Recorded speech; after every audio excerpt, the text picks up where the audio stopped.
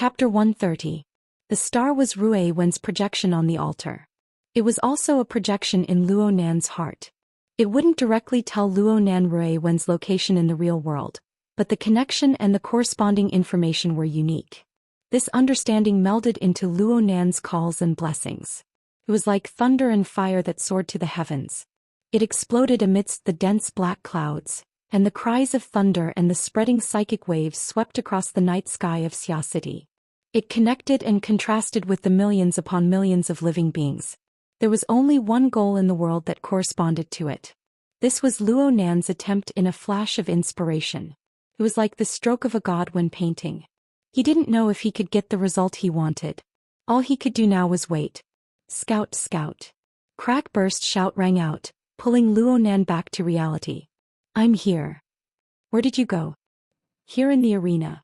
I'll see if there are any clues about Raven in preparation for the psychic map. What do you think? Can you do it? It's hard to say.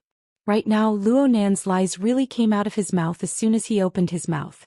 But in a certain sense this could not be considered a lie. He was indeed preparing to communicate with the Turing spirit. It was just that he had already finished drawing it. Cragburst was a bit disappointed, but he quickly changed the subject. The secretary wants to talk to you. Is it convenient for you? Secretary? You mean Sister He? Of course it's convenient. How is it inconvenient? Luo Nan just felt baffled. Yuan could have contacted him directly through the Hexier. Why did she need to ask Cragburst? Cragburst said, "Oh." Very soon a new call came in. "Hello Mr. Luo. I'm He Yuan. The code name of the association is Secretary." A Sister He. Luo Nan didn't understand why an internal code name had suddenly jumped out.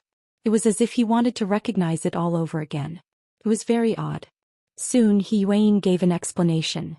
The society has already received Cragburst's report and has decided to intervene in this matter. Since it was related to a social enterprise to avoid trouble, the association added in confidentiality procedures.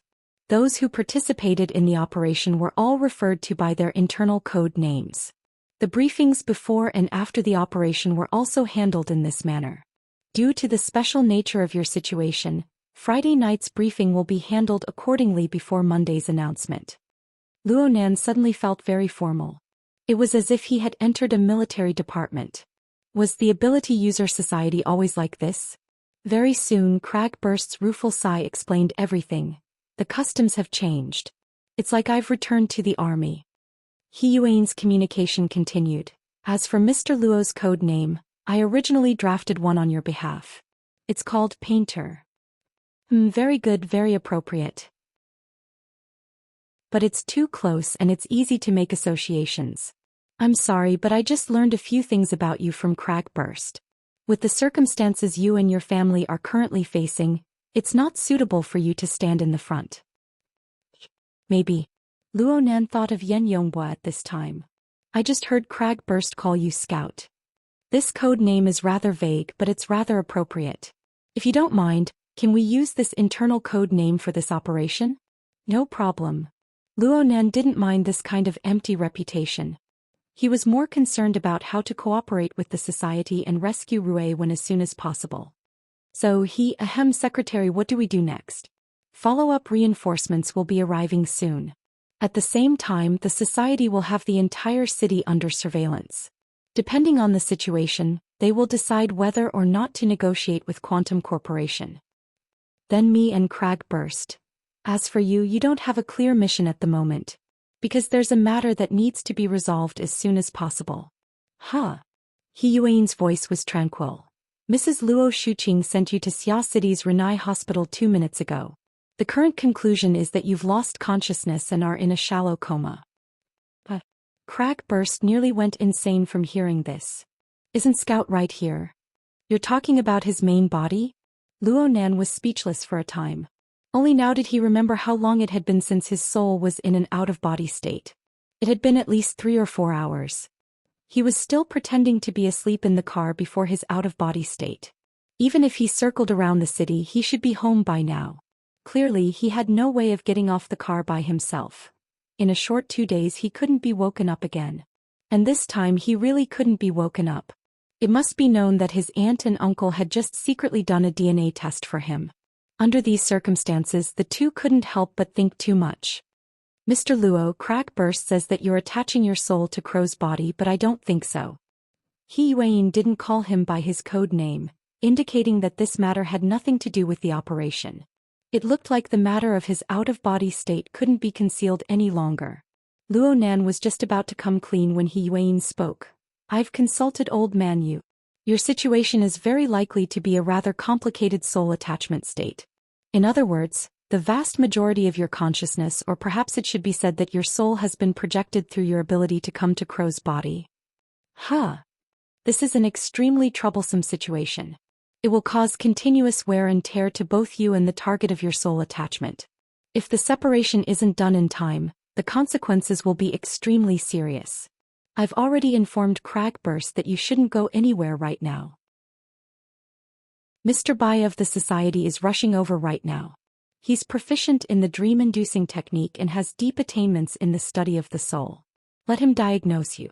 As for the matter of the hospital, I'll take care of it. Hold on. Sister He. Right now Luo Nan didn't know why old man Yu, the strongest psychic in the society, would make such an error in judgment. But right now he clearly couldn't waste time on this matter. He was just about to explain when his consciousness suddenly turned sluggish. Do you hear a sound? Mr. Luo? Luo Nan didn't respond immediately. Instead, he concentrated his energy to listen attentively. He had an answer after a breath of time. He immediately said, Sister He, you help me out. Brother Octopus knows more about my situation. You can talk to him. I think I've discovered Ruewen right now. Where? Crackburst and He Yuan asked at the same time. Wait for me to confirm. Luo Nan's voice had yet to fall when a marvelous feeling came back from far away. It was like a rock falling in free fall. Under the marvelous effect of gravity, Luo Nan's mind was completely drawn over. Boom. The rock fell into the water, creating clear ripples. The surrounding environment suddenly turned silent. Only Luo Nan, this little rock, sank all the way down. His consciousness rubbed against the body of water. The subtle sounds soon turned muddy within the weak background noise. In the end, everything returned to tranquility. Luo Nan wasn't confused by such a marvelous perception. The pulling effect of the format pyramid and the stars told him that his consciousness had indeed locked onto Ruewen's position. He was trying to make contact with Ruewen's consciousness. As for why it was such a deep body of water, actually there was a reference in front. Jack's mental defense was like this. However, Jack's mental defense should have been modified. It was stable, firm, and rigid. It was like a pool of half-frozen, stagnant water. Chapter 131. Luo Nan felt a kind of rhythm within the deep water. He carefully discerned it. It was the quiet and drawn-out breathing of deep sleep. The water appeared to be undisturbed, but it constantly breathed out the old and breathed in the new. It had its own rhythm. Ruewen's body and consciousness were all highly unified within this rhythm. Of course, this wasn't a monotonous fluctuation of strength and weakness. Instead, it was the joint effect of breathing, blood flow, internal organ movements, and other components. It was like a harmonious rhythm played by a symphony orchestra. Even the soul was fused within. It was nearly perfect. Luo Nan confirmed that if he were to use the siege hammer to attack Ruewen, it would be impossible for him to ignore the defenses of the fleshly body and directly attack the soul. This was because Ruewen had used this method to perfectly fuse her fleshly body and soul together. The inside and the outside were harmonious, becoming one. An attack on the pure mental plane would be dispersed to the greatest degree. This was the situation that Jack had displayed back then. Sure enough, comparison was a good way to see through the root of things. Luo Nan's siege hammer was ineffective when he fought Jack back then. He couldn't understand the theory behind it, so he could only attribute it to the altered human. Now his train of thought was much clearer. Of course, Jack was able to accomplish this because of the altered human factor. And Ruewen was able to achieve this by relying on the simplest of breathing. Perhaps this was what a true genius was like. The water slowly lit up when Luo Nan understood this point. His consciousness illuminated this place and he truly saw Ruewen. He performed a shallow scan on the girl. Ruewen was still unconscious. He couldn't see any other changes. Luo Nan tried to wake her up, but he failed. The reason was very simple. Ruiwen was currently in a kind of muddled state. It was very hard to distinguish the boundary between her body and her consciousness. Luo Nan's contact on the pure mental plane was clearly too weak. He was unable to form sufficient stimulation.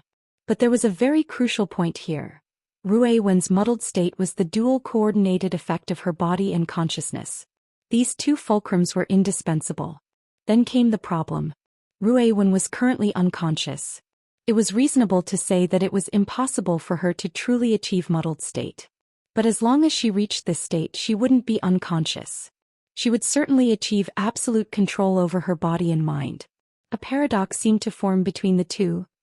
This was the main culprit that caused Ruiwen to be unconscious until now. Actually, Luo Nan had already discovered the reason for this earlier. Ruiwen's current state was nearly perfect. There were still a few flaws. The problem didn't lie with Ruiwen herself, but with two external sources of interference. One in the cranial cavity and one in the thoracic cavity. These must have been Jack's early implants. There was an electric discharge device in her chest that was attached to her spine. It was similar to an electric shock weapon, and its purpose should be to destroy Ruiwen's mobility in the shortest amount of time possible. However, according to Luo Nan's scans, this toy seemed to have lost its effectiveness. Perhaps it was destroyed by the recoil of Ruiwen's powerful ability. The real source of interference was still the one in the cranial cavity. That thing was constantly emitting interference pulses. They weren't particularly strong, but they were able to destroy Ruiwen's harmonious state, causing Ruiwen's mental and physical fusion to always fall a little short. It was precisely this point that had caused Ruiwen to remain unconscious until now. That would be troublesome. Luo Nan wasn't a neurosurgeon expert. Even if he was, he wouldn't be able to perform a craniotomy with the bit of consciousness he projected. As expected, they still had to rely on external help to rescue them. Luo Nan helplessly gave up on the idea of awakening Ruiwen. He settled for the next best thing. He used the projected consciousness as a fulcrum or a signal relay tower to strengthen his connection with his soul body. Luo Nan's soul body was still at the Deshang building right now. The radius of his all-encompassing senses was still only around 500 meters. The surroundings were a vast, fuzzy, and dark area. However, when this signal tower was erected, a ball of light lit up in the distant darkness. The map of that small area was illuminated. The range of Luo Nan's mental senses didn't expand, but they were projected to a fixed point.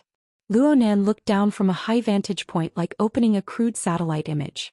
The resolution was terrible, but it was gradually improving. And there was one point that no satellite image could compare to. This was a miniature real-time panoramic map. Luo Nan was like a ghost floating in the sky right now. To put it nicely, he was a god. Luo Nan saw Jack in the next moment. Jack clearly didn't sense Luo Nan's existence. This was because Luo Nan was relying on the signal tower built on Ruiwen's body to exert his power. He was hidden within Ruiwen's aura, so there would be some interference. However, Luo Nan didn't pay special attention to him. He didn't want to make this crafty fellow vigilant. Luo Nan mainly looked at the surrounding environment. Sure enough, Jack jumped out of the car midway. He should be in an apartment right now, standing in the living room deep in thought. Ruiwen was sitting on a sofa within his reach. The location of the apartment was unknown. Luo Nan didn't know whether or not it belonged to Jack. But when he thought about it, Xia City, an intelligent city covered by the Internet of Things, was practically defenseless to Jack with the dynamo core. Luo Nan wanted to determine where he was, but it wasn't easy. The small map that had just been opened had a limited range. It wasn't even able to cover the entire apartment. The center was completely shrouded in the fog of war. The only relatively clear information was the direction and distance. He had to compare it with the map of Xia City to make an estimate. Luo Nan compared the map on the psychic wave network while trying to make adjustments between the range and precision of his senses. He wanted to find a relatively ideal middle point. A call suddenly came in from Jack's side while he was tossing and turning. Jack was standing in the apartment's living room deep in thought right now. He laughed coldly when his wristband vibrated. He snapped his fingers and the holographic screen in the living room lit up. A figure that gave Luo Nan a deep impression appeared clearly. "Hey Jack. How does it feel to be the center of the world?" Yen Yongbo raised the cup of coffee in his hand to greet Jack from afar. Jack responded coldly, It's not great. You've gone from a banker to a gambler and you've put your entire fortune on the line. Even if you have a blackjack in your hand, it's still no good? If you have the time to joke around, why don't you tell me the route of escape? Actually, when I picked up, I thought you would say that there's already a car parked downstairs. It could be seen that the relationship between Jack and Yan Yongbo was colder than usual. Chapter 132. Professionalism. Jack's dark red electronic eyes stared at the hologram. The scars on his face seemed to have solidified. I came back from the deep blue world and holed up in the recycling stratum as a gang leader. I served as a hired thug for Quantum Corporation. Is that professionalism? Oh, ideals. It's desire. Jack knocked his own chest. To be the head of a miner in the deep blue world, mining tens of thousands of meters deep every day. Or to return to the big city free and unrestrained, doing whatever you want. Anyone with normal desires would make the same choice as me. I paid a great price for this. I relied on a bit of luck to come to Xia City. Yan Yongbo was a bit surprised. He wasn't surprised by Jack's choice, but rather his attitude. Now wasn't the time to pour out his heart? He believed that Jack definitely had some other goal. So I'm very annoyed. I've been in Xia City for over 3 years. Quantum Corporation usually doesn't contact me, but there are always some people who support the business. I can go do what I like. It's very comfortable. Until you came back from the deep blue world. Yan Yongbo raised his coffee cup and gestured to Jack. That's truly an honor. Jack laughed. You came to excavate the Stargate, right? Hee. If the second deep blue world succeeds, it will be a great achievement. But it has nothing to do with me. I've seen it for a long time. The Apocalypse Laboratories androids will never have a chance to shine. Anything that can be mass-produced is a consumable for those people. There are no exceptions. The expression on Yan Yongbo's face froze for a moment. Jack grinned at him and spread his hands. Since it's a consumable, professionalism and whatnot is too laughable. You say that my mission is of the highest priority, but you probably don't understand. I've dealt with over 20 test subjects over the past 3 years. Every single one of them has been confirmed as a defective product by the laboratory. Do you understand what this means? Yan Yongbo didn't say anything. He drank his coffee. The raised cup perfectly concealed the changes in his expression. Jack didn't care. He didn't expect Yan Yongbo to respond in the first place. He had a stomach full of things he wanted to say. This means that this combat arena built on the recycling layer was originally a garbage recycling station. These test subjects shouldn't have any damned awakening. The value of their existence was to provide basic data that might never be used and then naturally be destroyed. So, the test subjects are trash and I'm the janitor of the garbage factory. At most, I can use their remaining value to have some fun. No one in the lab has ever paid attention to this place. Do you understand? Never. Regardless of whether the data I uploaded to the cloud is real or fake, the lab won't investigate it because they won't check it at all. I can dispose of any of my subjects whenever I please. In fact, I do it all the time. Yan Yongbo paused the cup of coffee by his mouth for a moment before putting it down. He faked a sigh and said, I think the laboratory will have a headache over the awakening of a defective product, especially Professor Li Wei. Perhaps this represents a major change in the direction of his research. And Jack, you're quite different from my impression of you. What did you think I'd do? Rejoice over returning to the deep blue world? Jack's bionic eyes seemed to ignite with fire. He used his finger to forcefully poke his head. The moment Rui Wen's ability awakened, the priority of the processing chips mission was triggered. Do you know how I felt? The second half of my life that I'd planned for myself suddenly collapsed because of this accident of hers. Of course, I'll remember that among the elements that caused the accident, you had a part to play in it. You were the one who lured those 2 people over. 2 people. Yan Yongbo captured the key information, but he absolutely wouldn't take the blame for such a thing. Wait a minute, Jack. Do you remember? I told you to take care of the fellow in the off-road vehicle before receiving your reward. But what did you do? You paid in advance. And then, when I was providing fire support for you, that big guy was still alive and kicking. You definitely don't know how shocked I was at that time. What he was implying was that if you had taken care of your opponent earlier, the current situation wouldn't have happened. As for the so-called credit, to hell with it. After all, strictly speaking, if Rui Wen's awakening tonight was considered inevitable, then Yan Yonghua and Jack, who had caused new problems, wouldn't be able to escape blame. In reality, the laboratory would definitely investigate this matter if the matter was blown out of proportion. If it wasn't properly resolved, then Yan Yonghua would have to face an extremely embarrassing situation when the time came. He still wanted to talk to Jack at such a tense moment, which meant that he wanted to tie up loose ends. However, Jack had already deviated from this topic. Jack still displayed an extremely shocking frankness. Yes, I admit it. I paid the price for a moment of stupidity. Oh, you can record this sentence as proof. In any case, I've already said too much. Do I need to repeat myself? No, thank you. Yan Yonghua admitted that he already couldn't understand Jack.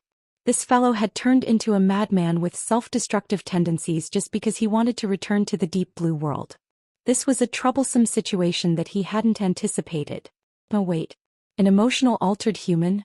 Where were the preset emotional templates? Yan Yonghua was well aware of the principles of altered humans. Overly deep modifications had already destroyed their thought, feelings, and the ability to coordinate their actions. It was like a bad band. Not only would it not be able to play a pleasing melody, it would instead become a noisy disaster. In order to overcome this problem, people had used a disc that had already been recorded to replace the role of the band. The melody in the disc might be pleasant to listen to, but it was also mechanical and rigid. There wouldn't be any impromptu colorful variations. From the very beginning, the altered human's emotional pattern had been clearly defined. Therefore, altered humans could become emotional, but it had to be a recorded emotion. It had to be an emotional rhythm that was played after the preset conditions were met. Yan Yonghua found it hard to imagine how stupid a production line would have to be to install self-destructive tendencies into it. Or could it be that this bro had been infected with a virus? Jack, are you all right? Of course. I've never felt this way before. From what Yan Yonghua could see at this very moment, the glow in Jack's electronic eyes was clearly radiating a crazy flame. You should understand my position now. In order to leave the deep blue world, I can do anything. No matter how stupid or crazy, it's no problem. So.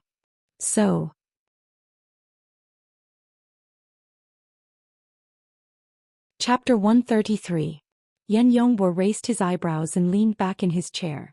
It seems like in your eyes, I'm just a son inheriting my father's shadow, a second-generation rich kid with nothing to do.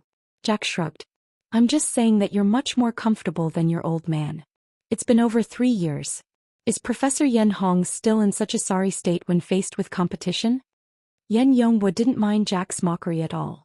Instead, he laughed softly. No, he's even worse off. He's even starting to be marginalized. There's nothing he can do about it.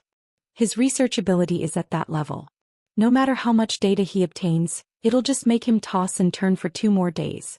It'll only get worse after that. Besides. After a slight pause, Yan Yonghua tapped his temple. I can't imagine how to make a deal with a dead man. Jack stared at the hologram for a long time before laughing hoarsely. I thought a sniper would blow my head off just now. How is that possible? I originally contacted you with the mentality of making friends. But Jack, your thoughts put me in a difficult position.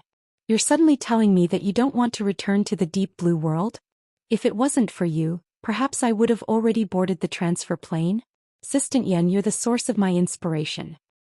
Oha. Yan Yonghua was amused by Jack's counterattack. He confirmed once again that this bastard Jack was indeed mentally unstable. His hint was very clear, all right? I came to communicate with you with good intentions. Are you sure there's nothing wrong with your brain nucleus? Yan Yonghua straightforwardly made things clear. His meaning was very simple. Whether it was the Apocalypse Laboratory or Quantum Corporation, a cyborg like Jack had to be treated as a consumable while guaranteeing loyalty. They could only use some technical methods, like the brain nucleus implanted in Jack's brain. Apart from providing all sorts of advanced thought patterns, it also had monitoring and recording functions. If it was confirmed that Jack had rebelled, the laboratory had specialized equipment to destroy the function of the brain nucleus. Even if Jack didn't die, he would still become a psychopath with severe cognitive impairment. Yan Yonghua couldn't possibly cooperate with Jack without solving the problem of the brain nucleus. He would only be throwing himself into trouble. Of course, if Jack really did have such a method. Oh shit.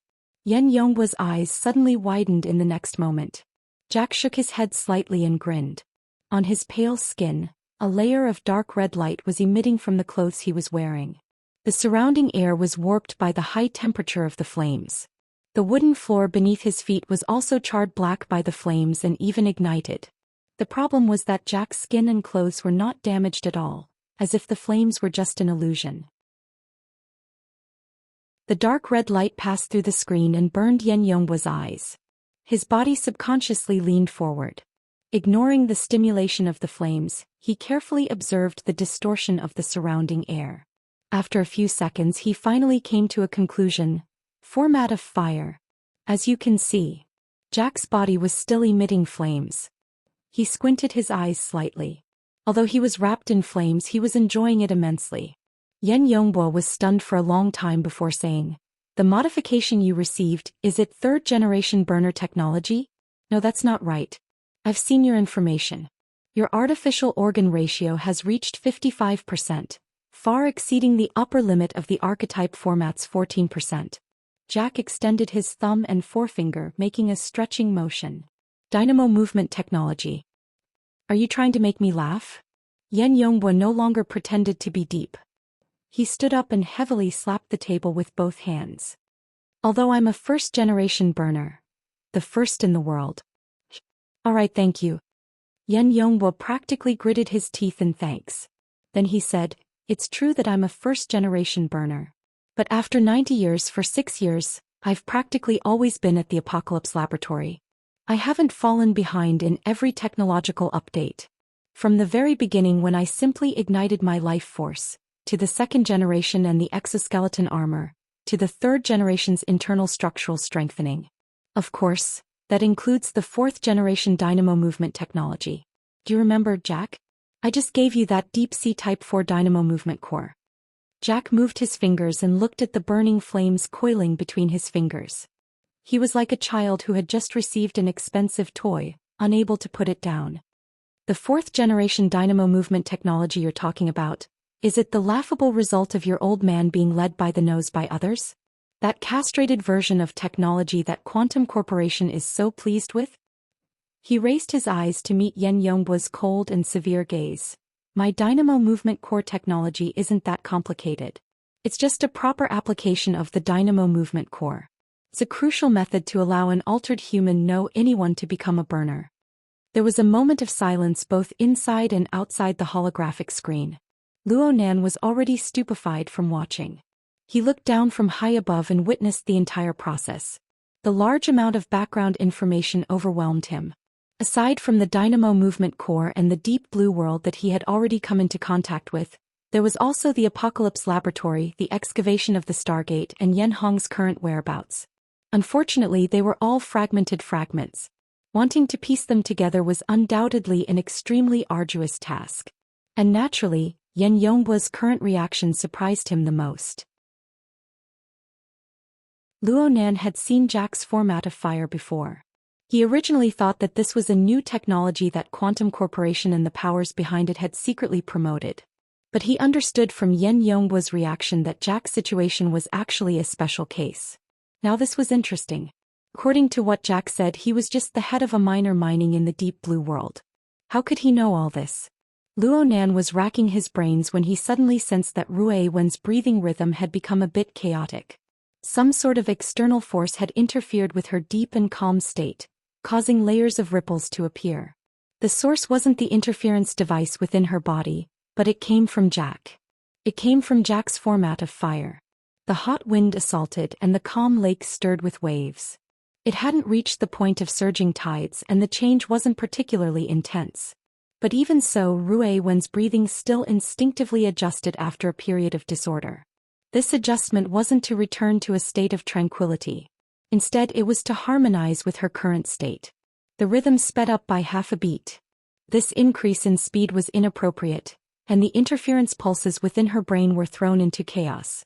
She needed to increase the output and continue to restrain them, but the speed of the change was clearly a bit lacking. Luo Nan's mind suddenly perked up and a bright light flashed. There should be a huge difference between a person's mental and physical state when they were asleep and when they were awake. There was no reason to maintain a fixed rhythm. The same melody had differences such as allegro and adagio. It was easy to imagine that Rui Wen's breathing would certainly be at a different rhythm when she was awake. Even her breathing would change during her normal life and intense battle. This made sense. More importantly, the source of interference within Rui Wen's brain seemed to be unable to keep up with the speed of the change in rhythm. And Jack had inexplicably gone crazy. He was tangled up with Yan Yonghua, and he simply didn't pay attention to this side. A golden opportunity bestowed by the heavens. Luo Nan stared at Jack. This fellow who had inexplicably gone crazy was still displaying his format of fire. Luo Nan was fully aware that the so-called flame was just an external form. The true source of power and interference was the archetype format. It was this thing that was completely at odds with Rui Wen's own rhythm and melody. Format, right? I don't lack formats.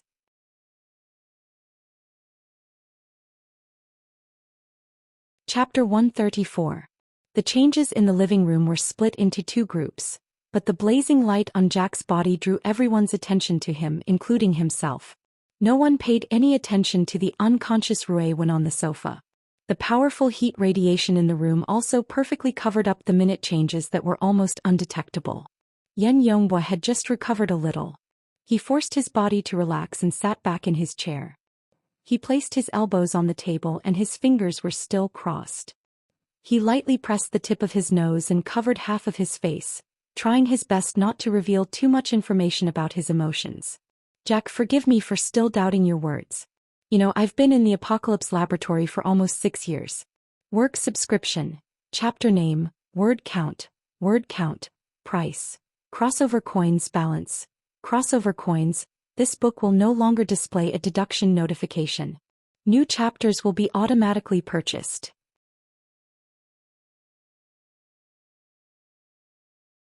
Chapter 135. Luo Nan's soul body flew through the night sky, closing in on Rui Wen at high speed. Ink was 7 or 8 kilometers behind Cragburst.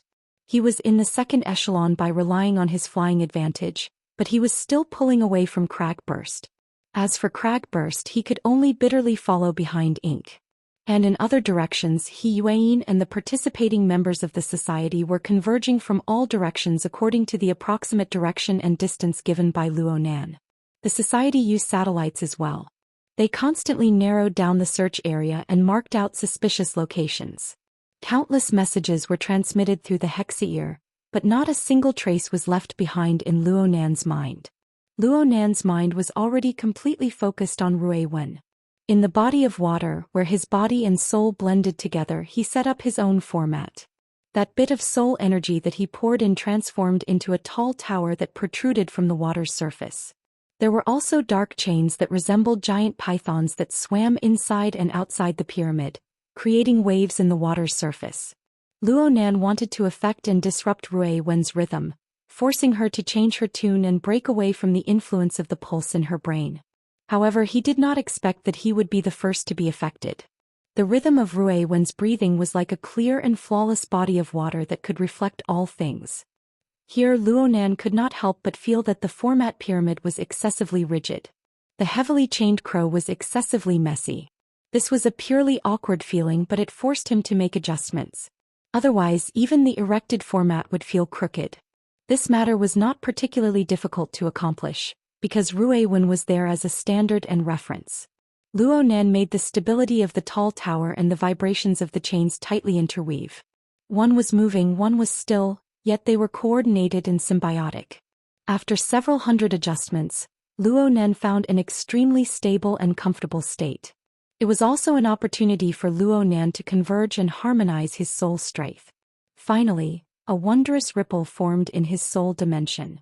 It was extremely dense to the point that it seemed to be moving, yet not moving, seemingly still yet not still.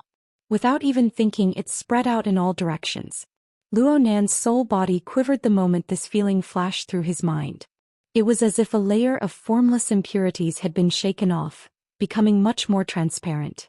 His soul seemed to be breathing, possessing the ability to exhale the old and absorb the new. This was the breathing of the soul, the rhythm of the soul. It was also this wave of vibration that swept past His and Rui Wen's two rhythms clashed and the water suddenly trembled and churned. The seemingly smooth shockwave actually had an extreme impact. If this chapter is not finished, please turn the page. Destructive power. Right at this moment, the external stimulation suddenly increased in intensity, drawing Luo Nan's gaze outward. He just so happened to see Yan Yongbo's terrified and shaken face on the holographic screen. He can see it? Luo Nan's heart spasmed as well. But when he saw Yan Yongbo's pale expression, his exceptionally clear mind flashed with a flash of inspiration. He was suddenly enlightened. Yes.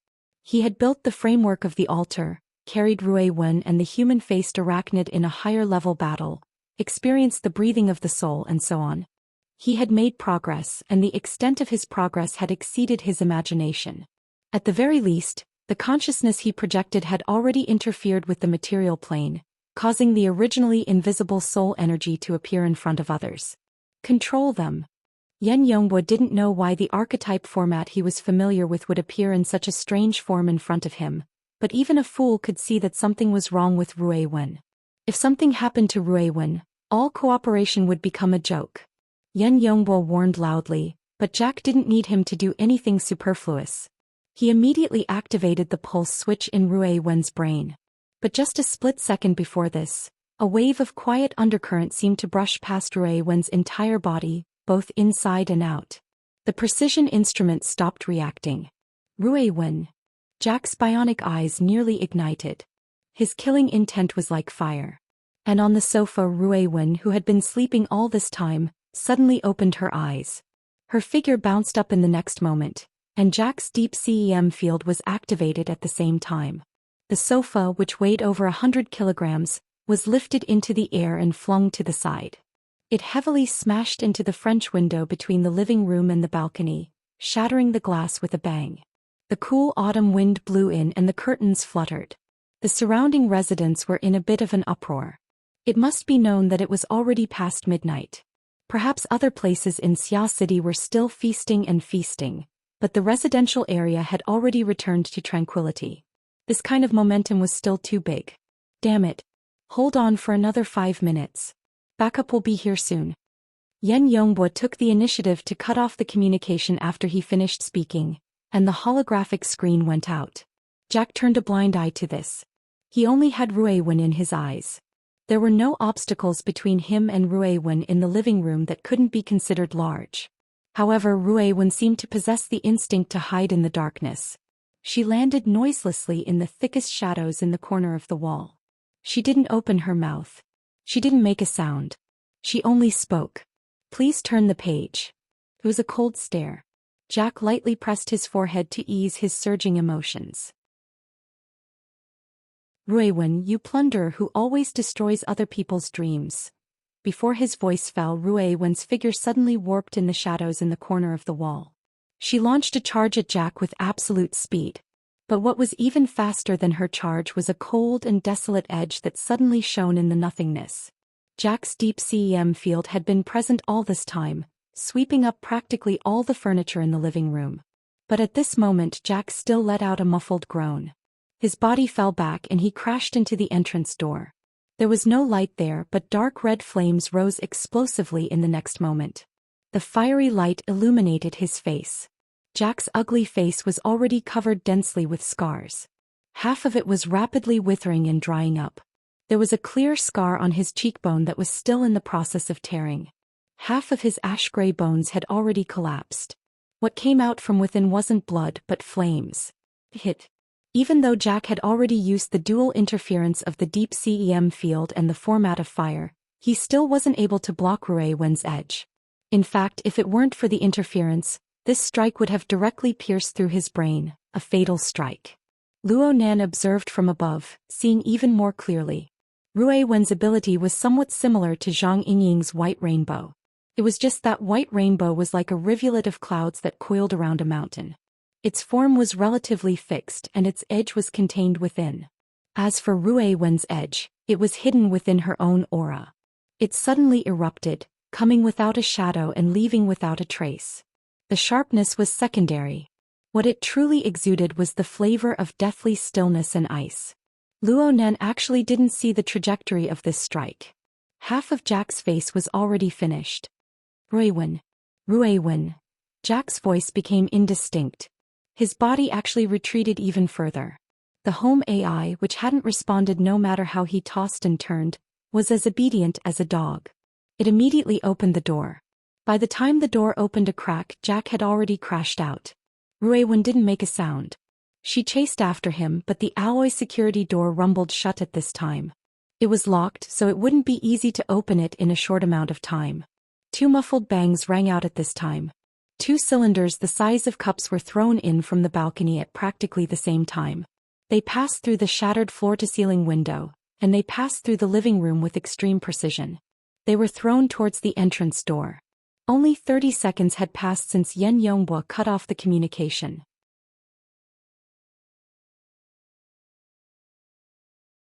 Chapter 136. Grenade. Luo Nan's soul illuminated, and he could see clearly that the 2 cup-shaped toys were clearly military-style grenades. He thought back to the defensive grenade that had put Kragburst in such a sorry state back then. He thought back to the might of the grenade in this sealed environment. He was stupefied for a time. He could only instinctively warn Ruiwen. His mind was blank as to what to do next. In the next instant he saw Ruiwen swiftly turn around, her feet speeding up as she rushed towards the falling grenade. Was he going to fight back like in the movies? Luo Nan's thoughts had yet to completely turn when he used his all-encompassing view to watch helplessly as the explosive power of the 2 grenades took effect. The outer shell warped, cracked, disintegrated and finally exploded in midair. The details of the entire process were under his clairvoyance. It was so detailed that it seemed as if it was being played in slow motion. But the problem was that the explosion had occurred in the instant that Ruiwen had sped up and leaped up. It had happened in less than the blink of an eye. There was no flying shrapnel, but there was a powerful flash and a loud roar, as well as a continuous flicker of electricity. A stun grenade and a pulse grenade. The power of the 2 tactical grenades stacked together was enough to knock down a ferocious tiger. The explosion exceeded 170 decibels, shattering all the glass in the room at the same time, including the windows of the surrounding neighbors. The entire apartment building was in an uproar. In the instant the 2 tactical grenades exploded, Ruiwen had already completed her movements. Her entire body had already leapt into the air and was rapidly leaping towards the balcony. However, as the explosion rumbled, it was as if Ruiwen had been struck in the head by a hammer. Her body that was brimming with tension suddenly lost its balance. The distance between the entrance hall and the balcony was a distance of 7 meters. She should have been able to cover it with a single leap, but now she was falling halfway. Ruiwen's performance was extremely tenacious and persistent. Her shoulder touched the ground and she did another roll, leaping forward. She was still heading in the direction of the balcony. There was a slight deviation, but it wasn't too far off. She couldn't be blamed for doing this. In fact, the entrance door behind her opened and Jack, wrapped in dark red flames, rushed in again. With Ruiwen having just endured the shock grenade and pulse grenade, it would be hard for her to contend against Jack in any way. She needed time and space to breathe and adjust. However, just as Ruiwen's figure leaped onto the balcony and was about to get up, a thick and sturdy figure that was over 2 meters tall silently floated up from below the balcony. The exoskeleton armor assembled from metal modules was painted with a layer of dark light-absorbing paint. At the same time, it also froze Ruiwen's body in place. The rippling light froze her body and soul, which was hard to suppress for a moment. After extreme stillness came extreme movement. At the same time, the backlash that interfered with the mental plane and the material plane returned with a rumble. The tetrahedron structure outside Ruiwen's body warped and disappeared. The bit of soul strength Luo Nan had projected over was nearly completely scattered. The range of his senses became extremely fuzzy, but all of this was worth it. That instant of stillness was the best opportunity. Ruiwen grasped the critical juncture of the fusion of body and soul in an instant. She brought the rhythm of her body and mind under control once more. Jack's warning transmitted over. Although the deep blue walker didn't act according to Jack's words to seize the killing blow, the speed of his outstretched hand suddenly increased. He grabbed Ruiwen's neck. The problem was that the 5 fingers wrapped in armor had yet to tighten their grip. Rui Wen's aura returned to normal, converged and exploded. The deep blue walker let out a muffled groan. His exoskeleton armor didn't have any scars, but his hands suddenly lost strength. The skeletal muscles beneath the armor were like they had been sucked dry of water. They shriveled and hardened, losing their bodily functions. What was even more fatal was that chaos appeared in the originally complete archetype format structure. The power of the format of fire was weakened. Amazing! Luo Nan's vision was blurry, but he could still sense Rui Wen. He hated that he couldn't clap his hands and cheer. Rui Wen's attack went from real to virtual, from virtual to real. She realized an exquisite and peerless switch between the material plane and the mental plane. Her ability, which was originally used on the material plane, struck out like the human-faced arachnid siege hammer. Her attack landed on the point of killing, heavily wounding the deep blue walker's fleshly body. This attack of the genius style exhausted all of the changes that Luo Nan could imagine. Luo Nan's ability and awareness to easily switch between the mental plane and the material plane hooked him to the point that he wished he could unleash a siege hammer to test it out. But Rui Wen maintained an inconceivably calm demeanor. It was as if the person who had just sunk into absolute passivity, who had just escaped from death, and who had just struck out with a brilliant and peerless attack was someone completely unrelated to her. Her movements were swift and decisive. She gently swayed her body and extricated herself from the deep blue walker's 5 stiff fingers. Then she stomped her feet heavily on the ground. Her bare feet made contact with the shattered glass on the ground. She exerted force. Even though the glass shards were embedded in her toes and soles, they were unable to pierce through her flesh. Instead, she borrowed the force to strike out with her fist. The powerful upward momentum, along with the terrifying deathly silent edge, collided with the deep blue walker's open armpit.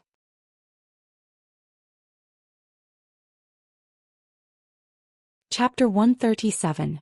The strength of Rui Wen's fist was heavy and crafty. The exoskeleton armor that weighed 300 kilograms was blasted into the air by the force of her fist. The degree of impact wasn't particularly large, so the heavy fist force penetrated the armor and corroded the bones. Practically all of it was absorbed by the person inside the armor. The deep blue walker let out a miserable groan. Half of his body had lost all feeling and he had completely lost his balance. The structure of his format was in a mess, and the format of fire had already dispersed. Even the control of his power was a problem. The only reason he was still conscious was because of his daily training. When he saw Rui Wen's long and narrow eyes glancing over, a chill overflowed from the bottom of his heart. He used the last bit of his strength to heavily stomp on the balcony and borrow the force to fly backwards. Midway, the flow diversion wings slightly spread open and the jet propelled him upwards. He actually escaped from the battlefield. Rui Wen's fist repelled the deep blue walker. Her body fell slightly, and she once again exerted her strength to bounce over the balcony railing. Her momentum didn't falter and she soared over 2 meters into the air. She then used her hands to support herself on the outer wall of the upper balcony and flipped over. Just a hair later, dark red flames sprayed out from the lower balcony. It was Jack's format of fire that had swept out, directly collapsing half of the balcony. The deep blue walker from Quantum Corporation was still worried that Rui Wen was a test subject that he wanted to bring back to the deep blue world, so he used tactical weapons. He hadn't gone for the kill during the fight and had focused on control. But Jack was completely different. He didn't care one bit. He rushed to the edge of the balcony after his attack missed. He stuck his head out and looked up, but he didn't see anyone. The deep blue walker, who was using the flow diversion wings to soar into the air, had the perfect angle. He sent a warning through the already connected communication channel. Below. Jack's body shook. Whether it was the electronic eye that was integrated with many kinds of detection technology or other sensing instruments, none of them could detect Rui Wen's figure. But Rui Wen was indeed below. She was a living person, but she was like an incorporeal specter. After flipping over to the upper balcony, she immediately shifted to the side, borrowing the shadow of the balcony's side to noiselessly flip back over.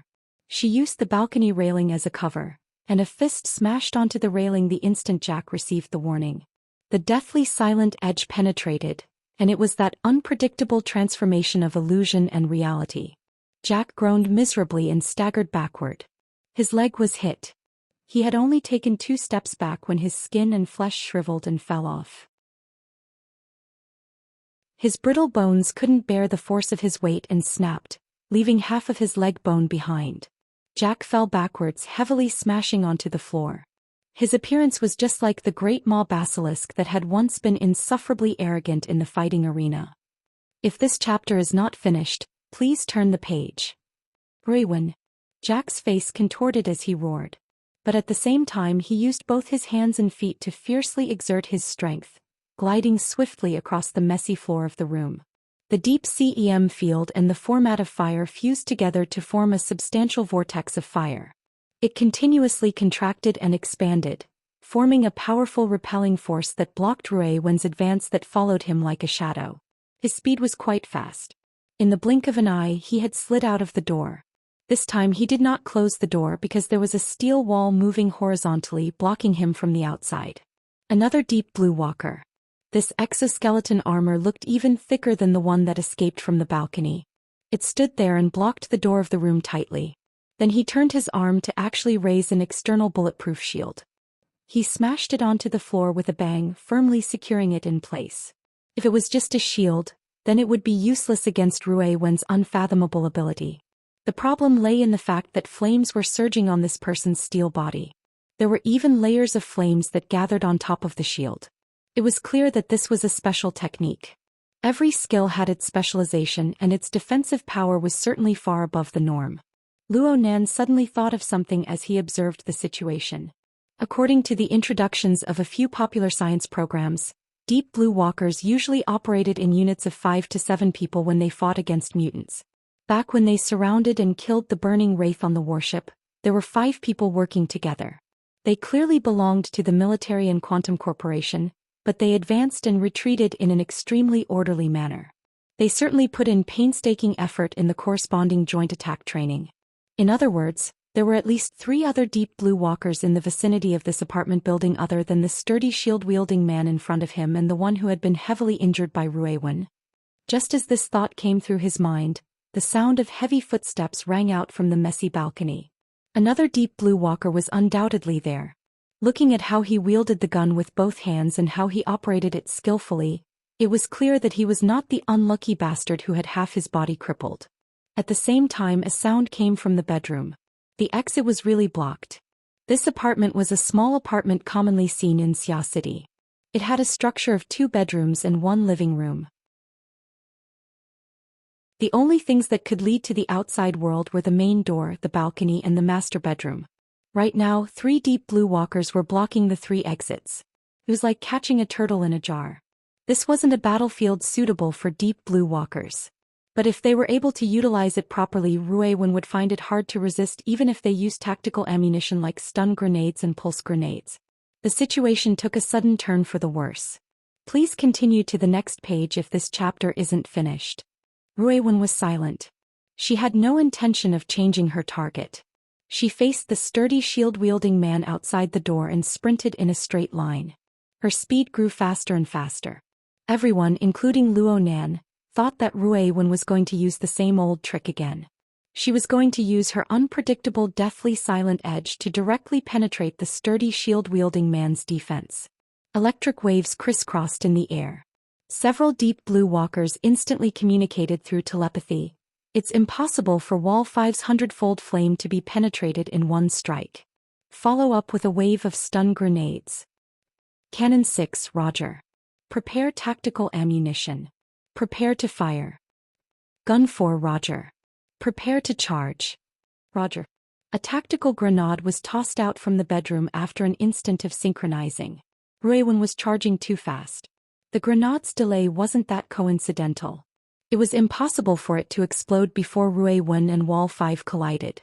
However, as long as Ruiwen was unable to instantly charge through Wall 5's impenetrable defense, even if it was just a delay of half a second, the grenade would explode in the back of her head. Luo Nan saw the stun grenade fly through the air. He was already prepared to activate the format pyramid once more, taking the first step to help Ruiwen resist the incoming attack. But right at this moment he discovered that the rhythm of Ruiwen's aura was rapidly rising. It was like the dense beat of a drum connecting together into one. And in the instant when she was about to escape his control, she fiercely gathered her strength.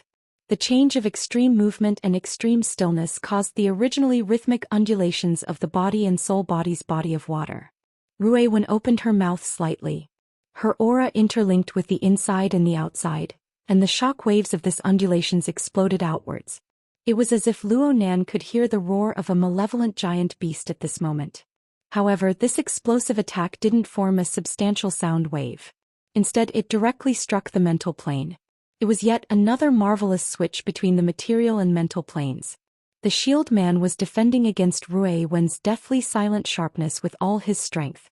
His attention was completely focused on the shield, but Rui Wen did the exact opposite. She unleashed a mental storm that was similar to the effects of a siege hammer. That was all there was to criticizing Gao Yang for his lack of funds. Wall 5. The shield man's vital signs rapidly changed, causing the team commander to discover that things were far from good. He issued a warning. Wall 5 wanted to hold on, but after the mental storm, true power invaded him. It was like a silent, flowing underground river.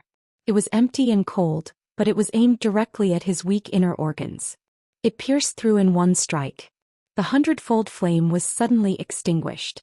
Wall 5 fell backwards face down and the shield covered his body.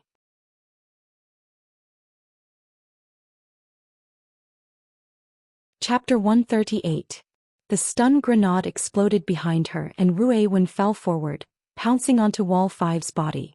Her body and soul, along with the fiercely vibrating air, shook with a rumble. However, Rui Wen had deliberately maintained her body and soul in a state of turbulence. She firmly grasped the rhythm, like a seasoned boatman steering a boat like it was flying amidst the howling winds and huge waves. She was already well practiced even when faced with larger storms and waves. Her state came up, and under the continuous shear she actually neutralized most of the impact.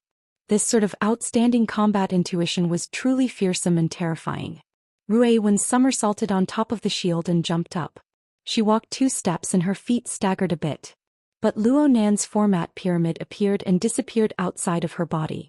Soon this bit of aftermath was pacified. Rui Wen turned her head to look all around, searching for traces of Jack. Right now there was not a soul in sight in the hallway of the apartment building. The window of the stairwell, which was connected to half the wall, had been shattered. The deep blue walkers were large in size, so it was inconvenient for them to take the elevator or the stairs. Therefore they had directly descended from the sky, breaking the window and smashing through the wall to get in. Jack should have escaped from there. The sound of heavy footsteps rushed out from within the room. The gun-wielding deep blue walker, Gun 4, rushed out the door. His majestic body performed a tactical maneuver in midair. He half knelt on the ground, blocking in front of the muscular shield-bearer who still couldn't get up. The muzzle of his gun locked onto Rui Wen, but he didn't pull the trigger. Clearly, even a deep blue walker would feel fear in his heart after having 2 comrades fall in succession. He had to consider the problem of losing members if he continued to fight. Rui Wen didn't pay attention to him. She didn't say a single word from start to finish. She just shot a cold glance at the pitch-black muzzle of the gun and directly jumped down from the broken window and the wall. This time she really jumped down. Gun 4 didn't attack. Cannon 6 walked to the door from inside and looked at the remains of the stun grenade that had exploded. His mouth mumbled something that was unknown. The 3 deep blue walkers, one standing, one kneeling and one lying down, tightly blocked the narrow stairwell and the entrance area. This sort of tactless behavior made their team leader, Brain 1, very angry. Are you guys looking forward to the team being wiped out? In any case, there's about a third of it. Cough the helmet. The one who responded was Wall 5. After saying this, his aura continued to weaken. Gun 4 hurriedly turned around and helped him take off his helmet so that he wouldn't choke to death from the blood he spat out. Gun 4 and Cannon 6 saw Wall 5's appearance. If this chapter is not finished, please turn the page. They looked at each other and asked, how is Fist 2? His left arm is broken and he has lost part of his heart function. Prepare to be sent to the hospital. Wall 5 is just nice to get into a car. That's good. The problem was, other than the careless Wall 5, no one could laugh at Brain 1's clumsy joke. Only a little more than a minute had passed since the start of the attack until now. Rui Wen had gone back and forth between the porch and the balcony. She had taken down 2 deep blue walkers and cut off the calf of the burner Jack. Finally, she had calmly retreated. Even if they were somewhat restrained in order to achieve their goal of capturing him alive, what was with this feeling that they would collapse at the slightest touch? Artillery 6 casually tossed away the remains of the stun grenade and gave up on searching for the reason why Ruewen was almost unaffected. He asked, "Do we still want to enter the second location?" Brain 1 did not reply immediately. Gun 4 finally could not help but ask, "Are you sure we are not facing a mutant?" Looking at the data, the target slaughtered a great maw basilisk like slaughtering a chicken half an hour ago. You should be asking why a transport mission suddenly turned into a siege. Brain 1 was a bit angry out of humiliation. He had not issued the order to end the battle quickly, but the subsequent tactical arrangements had all come from his mouth. Today he had welcomed a complete and utter failure. He could not help but be angry. This is also my doubt, but we have no way to investigate who is responsible for the time being. A sudden radio wave cut into the internal communications channel of a group of deep blue walkers. Yen Yongbo's figure occupied a small portion of the tactical panel. Captain. All of the deep blue walkers on the books of Quantum Corporation belonged to the Sky Blue Security Company. Yen Yongbo was the assistant manager of the Sky Blue Security Company. He was also the chief captain of the 4 deep blue walker squads in the Xia City area. He was their immediate superior. Yen Yongbo was still sitting in his office at this time. His 10 fingers were crossed, covering half of his face. It was impossible to tell whether he was happy or angry. "I have already notified the government, the military, the Ability User Society. A human-faced arachnid has appeared in Kalen Avenue Park 23. A squad of deep blue walkers from my company discovered that a human-faced arachnid was harming the citizens while they were being transported. They took action to stop it. Since the human-faced arachnid is already half complete, it has stimulated the potential of an unknown person and caused his ability to awaken. According to the relevant provisions of the memorandum, we will temporarily use lethal weapons and apply for a report. Emergency authorization. This chapter is not finished. Please turn the page." As the squad commander, Brain 1 instantly understood Yen Yongbo's thoughts. He was quite surprised. The deep blue walkers of Quantum Corporation were not allowed to be equipped with lethal weapons before the government and the military authorized them. Some powerful equipment exclusive to the deep blue walkers could only stay in the warehouse and on the transport vehicles. Their squad was originally tasked with a transport mission. They needed to pass through the wilderness, so they were equipped with a considerable amount of lethal weapons. They were all installed on the transport vehicles. They originally thought that they would be equipped and used after arriving in the wilderness to ensure their safety. But according to Yen Yongbo's intentions, they would use them now. Yen Yongbo was now under enormous pressure. One mishap and the emergency authorization wasn't approved. Under the pressure of the government and the military, his position in the company would probably be pushed to the bottom. Of course Yen Yongbo knew the consequences, but if Ruewen were to escape from under his eyes, the consequences wouldn't be much different from his own. He continued to speak. "Your mission is very important. You need to do your utmost to protect the innocent citizens while eliminating the human-faced arachnid. What about the controlled personnel? Do your utmost to protect them, but you still need to prioritize your own safety. Use the terrain appropriately and choose long-range weapons." Understood. Brain 1 understood tacitly. He ended his conversation with Yen Yongbo and turned to issue orders to his subordinates. "Carry out the orders.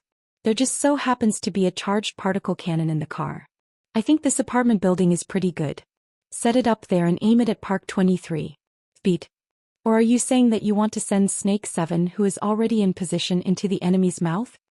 Luo Nan's line of sight followed Ruewen the entire time. He followed her as she leapt down. Right now, the severely restricted range of his senses allowed him to sweep a rough outline of the external characteristics of the apartment building. And his luck wasn't bad. He was able to see the relevant signs with a fleeting glance. This information was immediately transmitted back to the location of his soul body.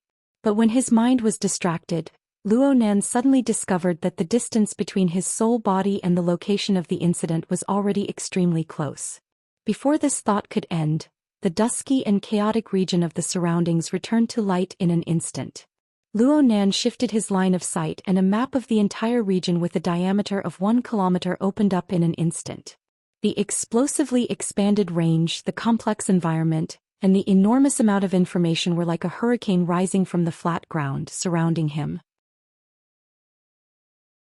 Luonan had an unprecedented feeling of being able to see through everything at this time. The night wind blew, causing a slight chill to pass through his body.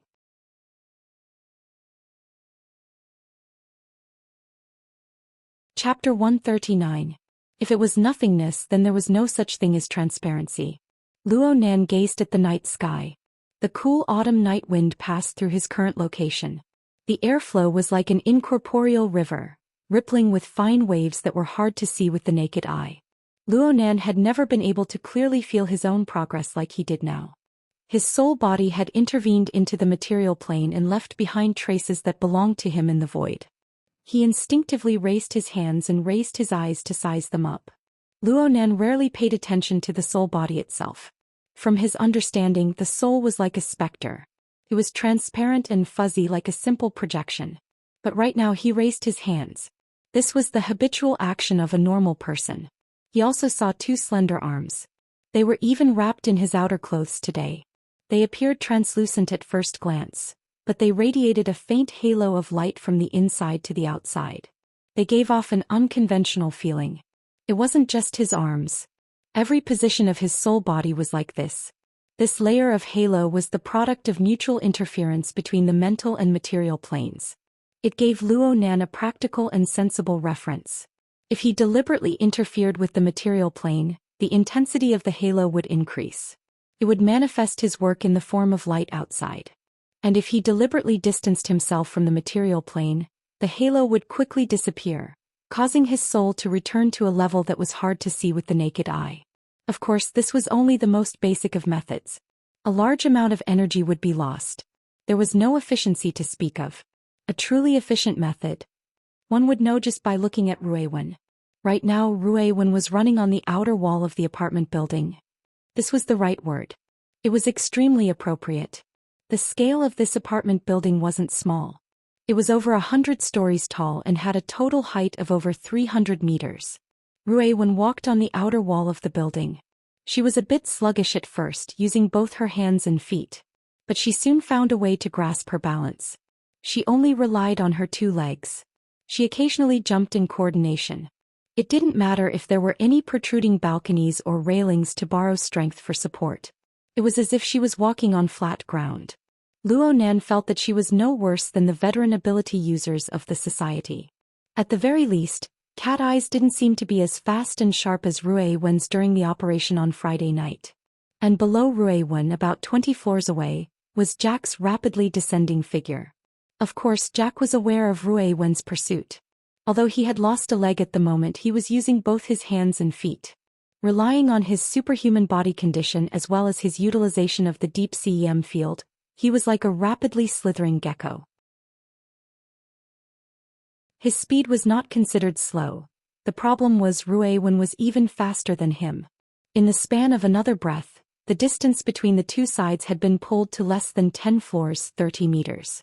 If this chapter is not finished, please turn the page. Jack turned his head and looked down. There were still 40 floors to go. He suddenly let out a howl and leaped down. It looked like a suicidal move, but it was actually aimed in the right direction. It smashed through two decorative glass platforms in the middle of the way, and then paused for a moment on the supporting steel structure before crashing into the ground. In the middle of the night, there were few pedestrians and vehicles near the residential area.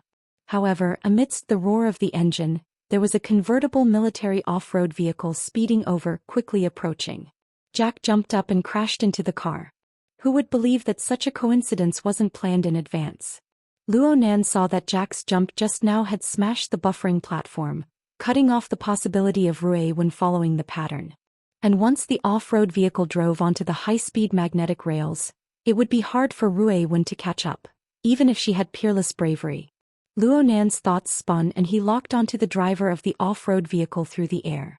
He borrowed a bit of strength from the cultivating human-faced arachnid to launch a siege hammer attack. The driver simply fell limply to the ground in one strike. The vehicle quickly switched to autopilot, but the rapid maneuvers of the battle required the participation of the driver.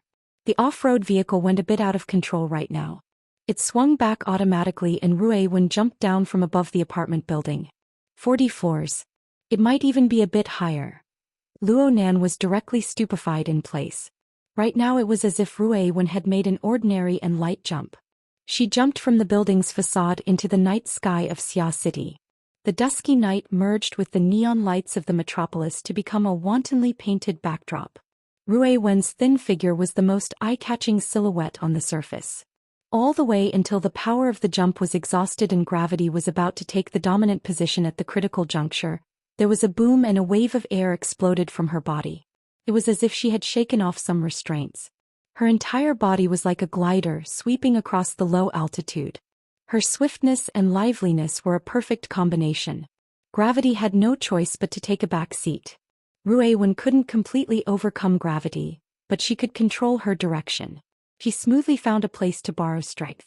She grabbed the long pole of the street lamp with a single hand and spun around the pole at a high speed that even top gymnasts would find it hard to achieve. She soared into the air once more, completely eliminating the damage that gravity could bring. She completely entered the domain of control. Rui Wen landed gracefully on the ground in the next moment. Her position was approximately 30 meters to the left of the off-road vehicle. Luo Nan witnessed the entire process of Rui Wen leaping into the air. He could only sigh right now. During this process, Rui Wen's body and soul, which were blended as one, reached the limit of changes once more.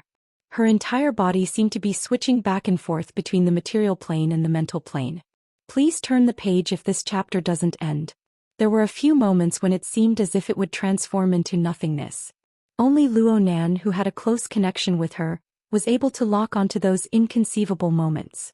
It was because of this that Luo Nan began to understand Rui Wen's consistent combat logic. She was a person who wandered the edge of the world. Her body and soul, which were blended as one, and her inconceivable supernatural ability gave her the innate instinct to switch back and forth between the mental and material planes. It made her every move hard to grasp and impossible to defend against. Jack didn't have Luo Nan's feeling of sorrow. Fuck you. The unconscious driver was pushed out of the off-road vehicle. Jack gritted his teeth and switched back to manual mode. The speed of the vehicle didn't decrease but increased instead. It charged towards Rui Wen. Rui Wen dodged out of the way but Jack let out another muffled grunt from within the vehicle. The off-road vehicle was unable to block her at all. Flames burst out from his shoulder. He had taken another blow from Rui Wen, and the format of fire nearly went out of control. Perhaps it was because of this that the off-road vehicle Jack was driving didn't slow down at all. It swayed and cut into a nearby green park, crashing into the outer flower bed. A boom rang out and Jack was directly knocked out of the front window under the effect of the powerful inertia. This saved him the time to get out of the car. He did another roll and dodged into the forest. Rui Wen still didn't utter a word. She was like a phantom sweeping past the treetops and continuing her pursuit. Jack practically didn't have a chance to catch his breath. He had lost the courage to fight Rui Wen head-on. He used both his hands and feet to make his way through the green shrubs. He used this sort of embarrassing and humiliating method to grit his teeth and wait for the contact signal that should have arrived long ago. This was the second battlefield that Yen Yongguo's underlings had confirmed to him. It was a wide area that could truly display the abilities of the Deep Blue Walkers. Once Rui Wen was lured here, the 5 to 7 Deep Blue Walkers would launch a joint attack. They could use absolute strength to suppress and capture Rui Wen. But who could tell him where the Deep Blue Walkers were right now? The green shrubs came to an end. There was a small man-made lake in front of him. The pitch-black surface of the water blocked his way. Jack was already unable to stop his body and he didn't dare to stop. He charged headfirst into the lake. The instant he entered the water, Rui Wen silently swept over the surface of the lake, and a deathly silent sharp edge swept past. The surface of the lake swayed with minute ripples. A muffled scream came from the surface of the lake, and a dark red flame suddenly lit up. Rui Wen locked onto the chaotic and rapidly weakening aura at the bottom of the lake. She slightly adjusted her posture and was just about to enter the water to make a final conclusion. A tiny speck of light shone on the surface of the lake beside her. A terrifying impact descended in the next moment.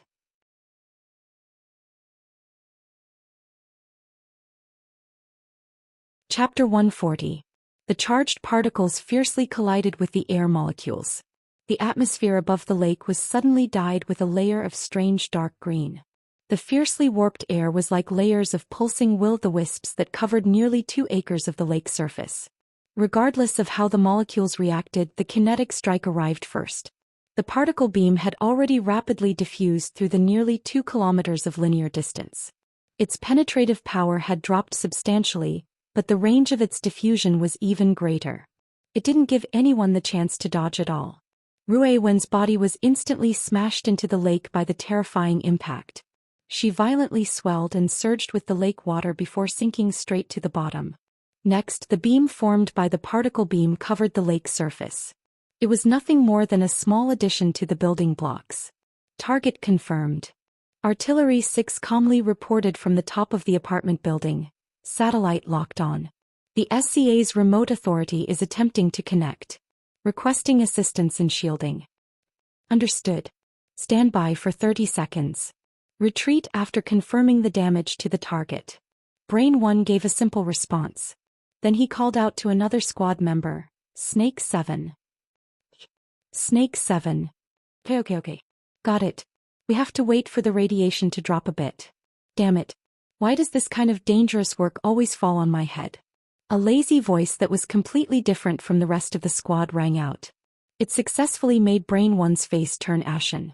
He even felt a faint pain in his brain. Even with Yen Yonghua's endorsement, using a weapon on the level of a charged particle cannon in the metropolitan area of Xia City was still a great deal of pressure. Under the pervasive surveillance system of society, the powerful energy and corresponding radiation of the particle cannon when it was fired was practically the same as firing a firecracker right under the noses of the government and the military. Half of the high officials of Xia City would jump out of their beds because of this. Every second the particle cannon was on the top of the building strengthened the evidence that would send them to court and jail them. Even with Quantum Corporation backing him, he wasn't willing to take this risk. It just so happened that the one carrying out this mission was Snake 7. Brain 1 growled, "If we don't intervene, the radiation in this area won't drop even after 100 years. Hurry up." Snake 7 cursed in a low voice, but his actions weren't as careful and cautious as his words suggested. Half a second later, a slender deep blue walker appeared from its hiding place on the outside of the lake's surface. "This chapter is not finished. Please continue." He flew up from the ground and, propelled by the jet, passed through the air that was still unusually hot, and patrolled the surface of the lake in circles. F***CK This kind of old-fashioned armor has no effect on gamma rays at all. The built-in measuring meter is off the charts. You have 15 seconds, then I'll have Cannon 6 fire another shot. Fuck. Snake 7 immediately calmed down because he knew that his team leader would really do this. Under pressure, efficiency increased. Snake 7 sent a report back 5 seconds later. "I've discovered the target's reaction." "Wait, a false alarm." Snake 7. "There are 2 people in the lake, okay? We have to eliminate the interference first, right?" Snake 7 had already flown into the lake as he spoke. He picked up the main culprit that caused his false alarm and tossed him onto the shore of the lake. Is he still alive? The one who spoke was not Brain 1 but Yen Yonghua. As a commander of a higher rank, he had repeatedly spoken above his rank. Clearly, the pressure he was under was no less than Brain 1's. Snake 7 turned Jack's face over. "Ugh, this person's head is like an air-dried figure. I need his brain nucleus and the deep-sea Type 4 dynamo core." "Forget it. Bring his corpse back." "As you wish, sir." "Alright, team leader. Can you give me another 15 seconds? 10 seconds. Brain 1 was clearly gritting his teeth when he spoke. Snake 7 gestured an okay sign towards the distant building, then immediately dove into the water again. Yen Yonghua also felt that his current actions were suspicious of exceeding his authority. He took the initiative to find Brain 1 in private for the sake of alleviating this awkwardness. "Is this Snake 7 that radiation kid? The ability user that awakened on his own initiative, but still wants to be a burner?" Brain 1 also needed to relieve his taut nerves. He responded after hearing Yen Yonghua's question. "Yes. He has the astonishing ability to neutralize radiation.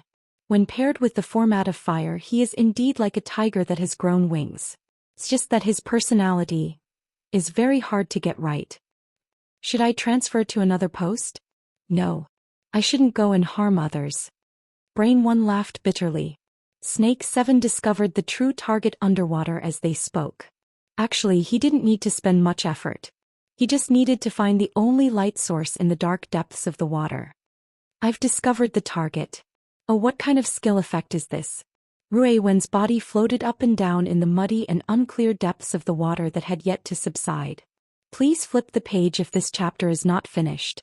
Her soft droplets swayed gently, and she had already entered an unconscious state. However, there was a halo of light wrapping around her body. There was a neat and strict diagram structure inside. Snake 7 had already vomited when he saw it during his various training sessions. Archetype format? Superior authority access sharing the observation angle. Brain 1 reminded Snake 7, don't be careless.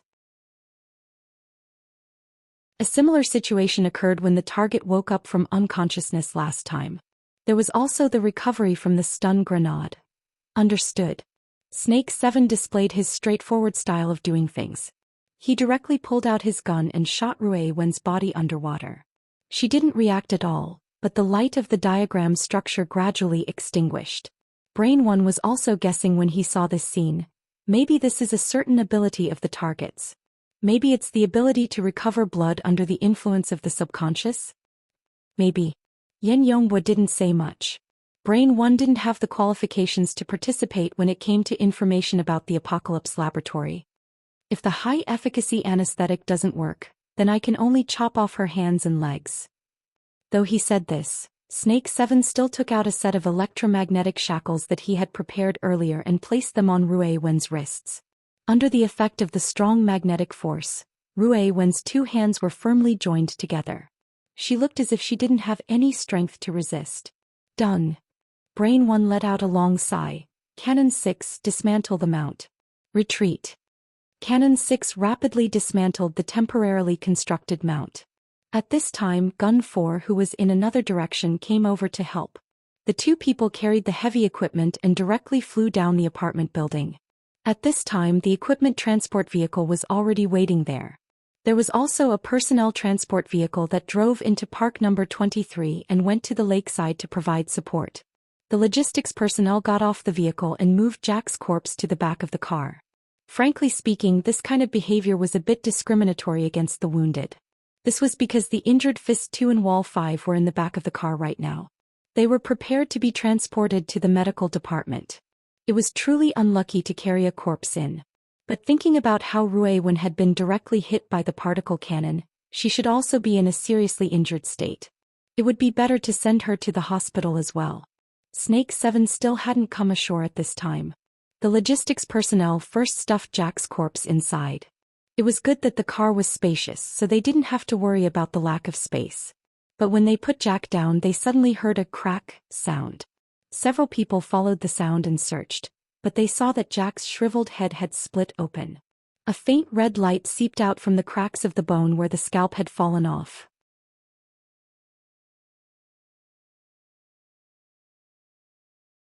Chapter 141.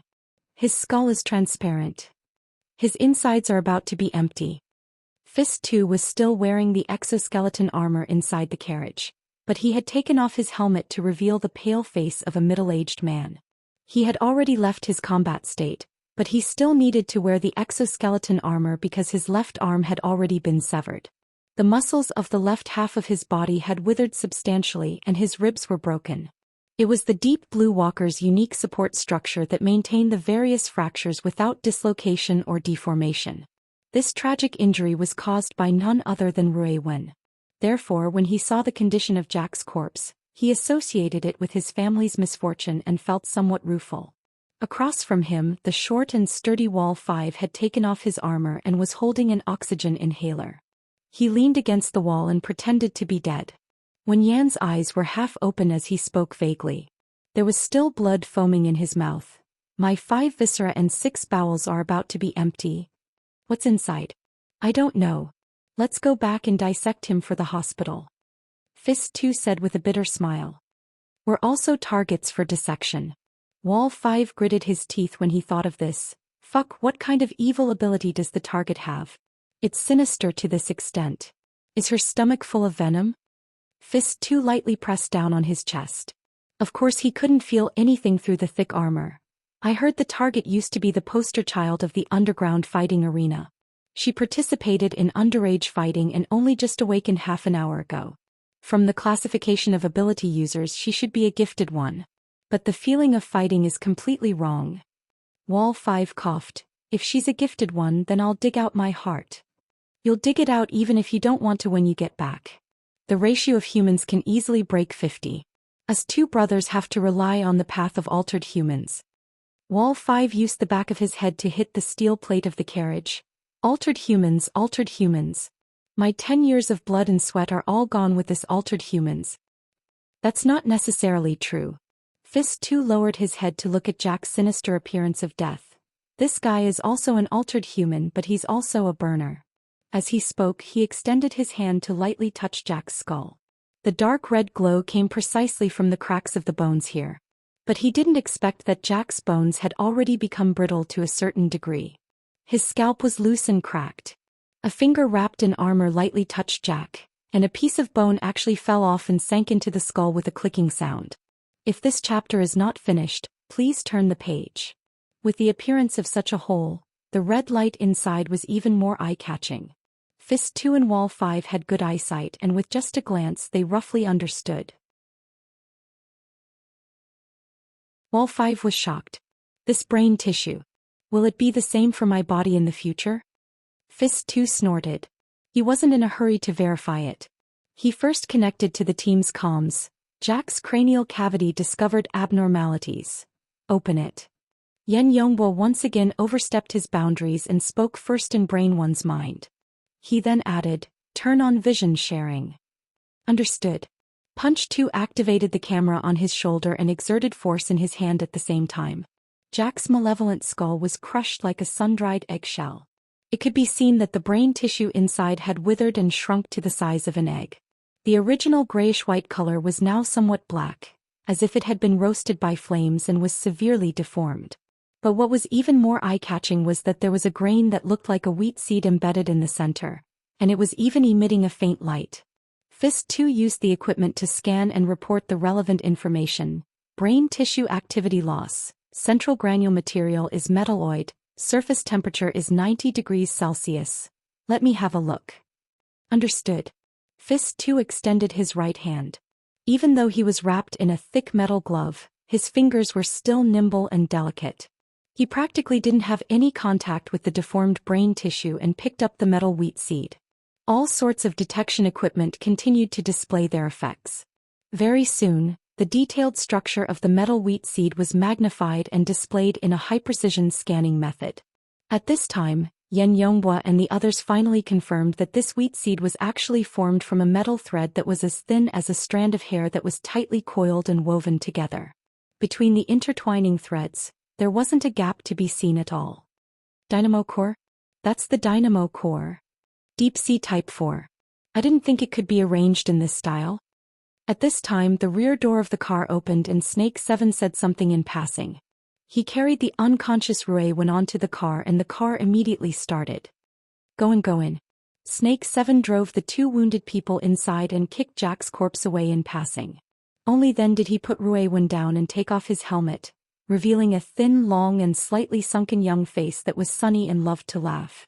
He let out a long sigh. It's finally done. How come I only came back a bit late and you guys already broke someone's brain? This chapter isn't finished. Please turn the page. The shell burst? Do you still need someone else to do it for you in other places? Fist 2 was older than the young man by over 10 years. He normally took care of this little brother of his. He didn't want this kid to be too impudent in front of his superior and attract a bad impression. So he gave him a meaningful glance and brought him into a serious topic. The radiation level over there is too high. It's no problem to clean up the aftermath, right? No problem. We carried out active intervention. Otherwise, I wouldn't have come back so late. Speaking of which, Sir Yen, does the dynamo core style have any special uses? Before Yen Yongbo could respond, Brain 1 transmitted over. Car number 2, what did you guys do? The route is wrong. The route was predetermined by you. Snake 7 stuck his head out to look at the driver's seat in front of him, but his face had only moved halfway when his pupils suddenly dilated. A stern shout exploded from his throat. Eyes. Careful. His body ignited with a rumble as his voice rang out. His body fiercely pounced forward, but even so, his forehead still went slightly numb. Snake 7 didn't care about anything else. He borrowed the force of his forward charge and extended his hand to grab his two heavily injured companions. Fist 2 and Wall 5 were both experienced burners. They detected that something was wrong practically as soon as Snake 7's face changed color. It was just as Snake 7 had done. Their first reaction was to ignite the format of fire. But the problem was that it was impossible for their body's current state to achieve peak reactions. They might not even be able to form a passable format of fire. The two were more than a hair slower. When Snake 7 rushed forward, his eyes, which had received the support of the format of fire, saw in despair that there were several fine threads in the air that were hard to see with the naked eye. They split off from the metal wheat seed between Fist 2's fingers and pierced into Fist 2 and Wall 5's eyeballs one after the other. Then there was a terrifying tremor. Irreversible destruction took shape in an instant. Wall 5's eyeballs exploded and he fell askew with a muffled groan. Fist 2 screamed. The metal wheat seed clearly treated Fist 2 as its main target. Countless fine threads that were hard to see with the naked eye pierced into Fist 2's exoskeleton armor. Snake 7's right hand grabbed onto Wall 5's calf at this time. His left hand had already made contact with Fist 2's upper arm. However, Fist 2's feet rose soundlessly as he screamed. He heavily stamped onto Snake 7's abdomen and his strength exploded. He kicked this young man along with Wall 5 out of the car.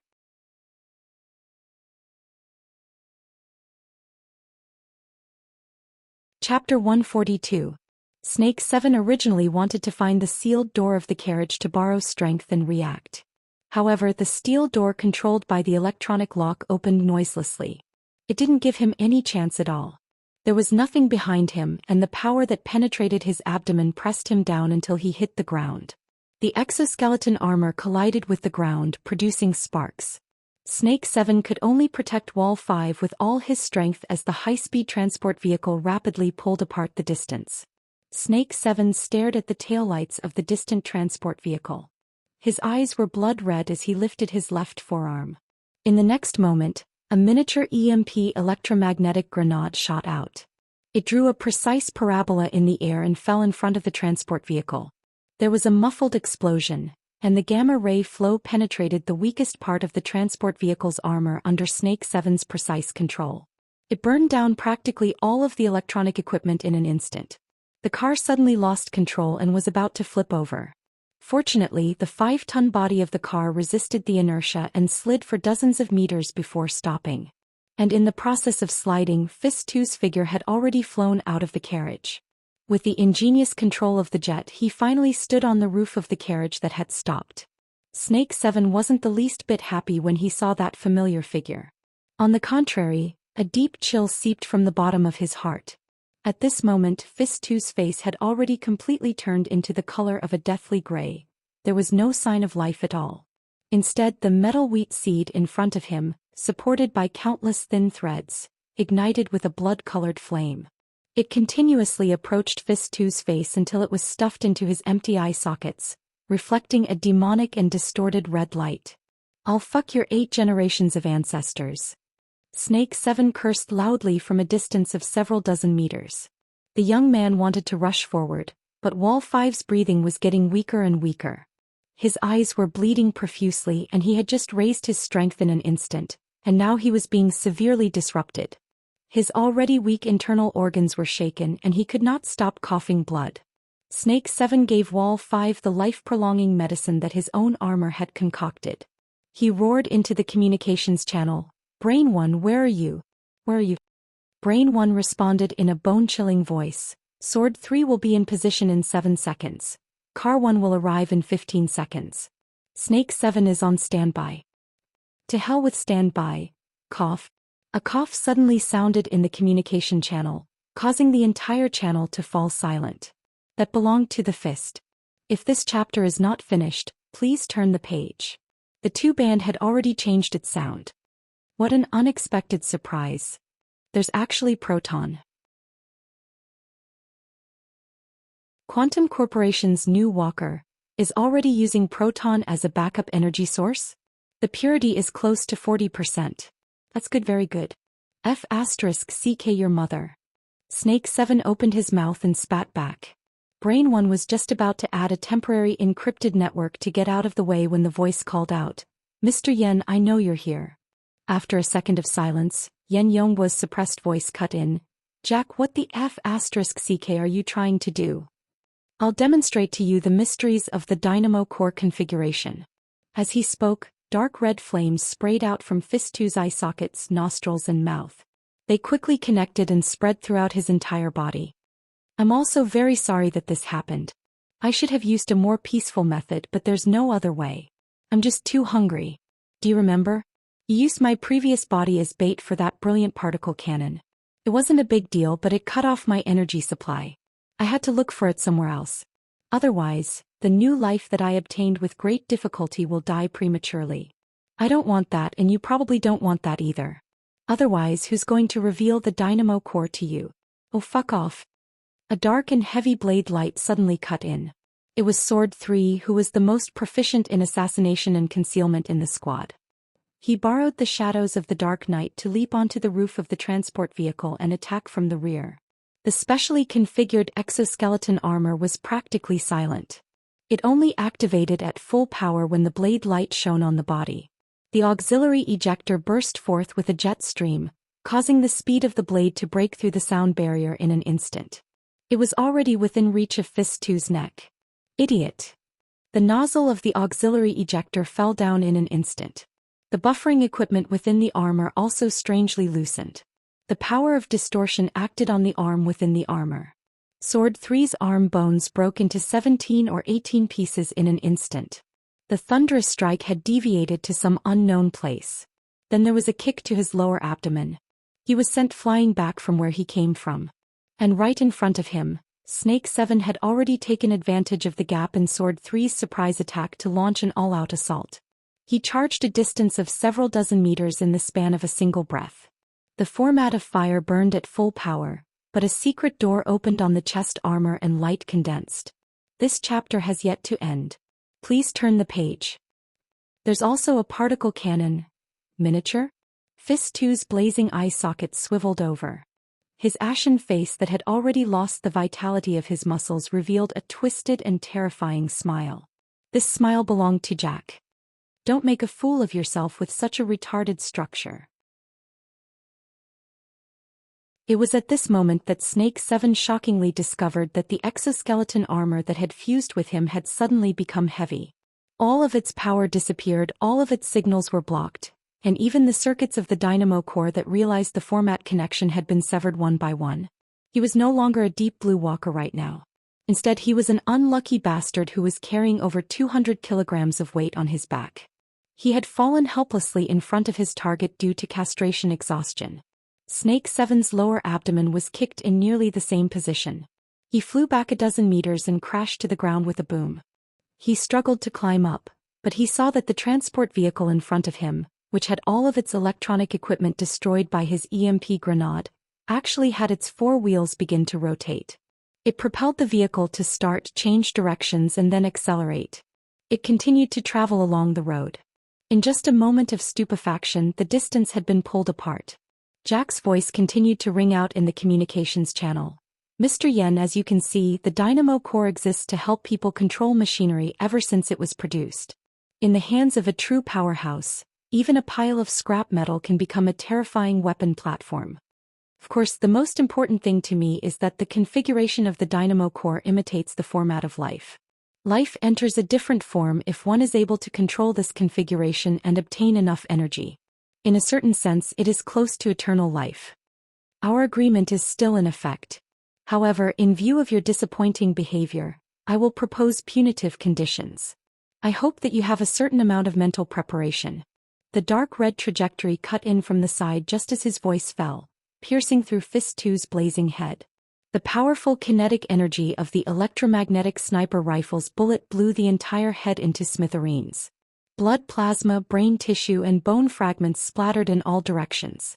Snake 7 smashed the ground heavily in the back and roared loudly. However, Jack's calm voice still rang out. It was as cold as a demon's, punitive conditions multiplied by 2. The burning metallic wheat seed seemed to float in the air above the empty exoskeleton armor. It was like the ominous eyes of a demon, casting an ice-cold, mocking light at everyone.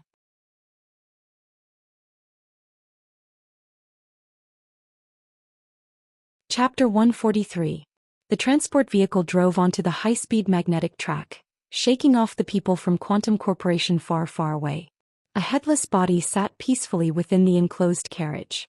Jack's demon eye coldly swept its fiery light over everything within the carriage above the mangled severed neck. The conflict just now had left the interior of the carriage in complete disorder. The 2 bodies that had originally been placed there had been swung about in a disorderly manner due to inertia. Jack's body was even further inside, and it had knocked into a seat at the side. Rui Wen's body was curled up, and her hands were forcefully pressed together by the electric shackles. She was a bit closer to the demon eye. In truth, Jack had no interest in the other headless corpse, even if it was his previous body. The body that had undergone repeated modifications had lost all meaning when the dynamo core was pulled out. The only emotion that could be aroused was disgust. The same disgust emotion was also applied to the body that he currently possessed. The burner's body was originally pretty good, but half of his body was practically crippled after his exchange with Rui Wen. His left hand was broken and now even his head had been smashed. He had gone from a fuel tank that could barely provide energy to a tattered water sack that didn't even need to be patched up. What truly provided energy to him now was the Deep Blue Walker's energy system. It was the progenitor stored in the backup energy box. Alright. A metal thread as thin as nothing extended out from the mangled severed neck and pierced into the interior of another exoskeleton armor within the carriage. It formed a temporary parallel energy transmission structure. The armor had been removed by Wall 5. The energy box was half full and there was also a progenitor in reserve. Perfect. The emotion of exclamation was born and threaded through the thin thread structure. It flowed exquisitely and was inconceivably exquisite. As his gaze switched to Rui Wen's body, another kind of emotion was born. It was called greed. The fiery light of the demon eye flowed, causing the thin thread structure to transmit a trembling wave of light. It was continuous. I must have been possessed in the past. Such a perfect body was in front of me and I actually wanted to destroy it.